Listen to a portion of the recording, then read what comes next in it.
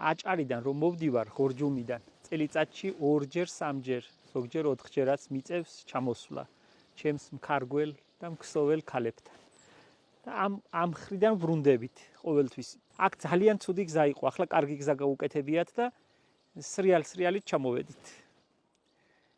ძალიან კარგი ამბავია ეგ, რომ აქიდან მოხერხებულია ძალიან ახლოსა იმ აჭარის წყლის ხეობაში ბოლომდე ამოსული. მე უცებ იქით დაბრუნება, უკან დაბრუნება აღარ ღირს. აქედან უფრო ახლოსაა, რა თქმა უნდა, ადიგენის და ამ გზის გავლით. რა საკვირველია იქიდან ჩამოსული ყოველთვის გამოვივლით ზარზმაში. ტრადიციასავითა. მიყვარს აქაურობა ძალიან. აქაური ბერები არაჩვეულებრივად გალობენ. ბევრს მოусმენია ალბათ და ამ ტაძარში კარგია ძალიან კარგია. ეზოც ყოველთვის მოვლილი აქვს, ბევრი ვარდი ყვავის აქა. და აქ შემოსვლა რაღაცა სულისთვის მალამოსავითა. ძალიან მიყვარს აქაურობა.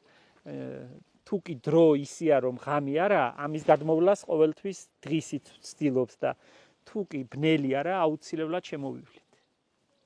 გადასარევი მხატვრობა რასაკვირველია. არაჩვეულებრივი ქვაზე ნამუშევარი, ეს შესასვლელი განსაკუთრებით ლამაზი. და ლორთქინითაა დაფარული, დაფენილი და ხურული სახურავი. სტუდენტობის დროს ვარ პირველად ნამყოფი, მანამდე აქ რა მინდოდა საიდან მოვხვდებოდი.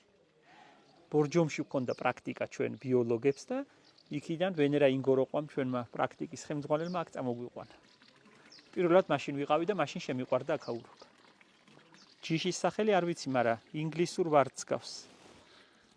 სურნელიც კარგი აქვს, ნახე რა ლამაზია. შეიძლება იყოს ეს სომერ სანგ ქვია, ერთი ჯიშია და იმას გავს, მაგრამ ასე ძლიერი ბუჩქი იმან არ იცის.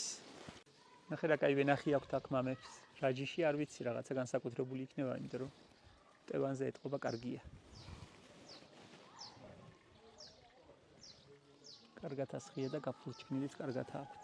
ამ ეზოში რა არ გაიფურჩქნება.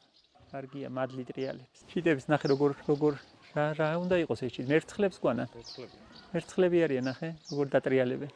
თან ახლა ღამდება უკვე და კარგი განწყობა 7 სიხარულიანი.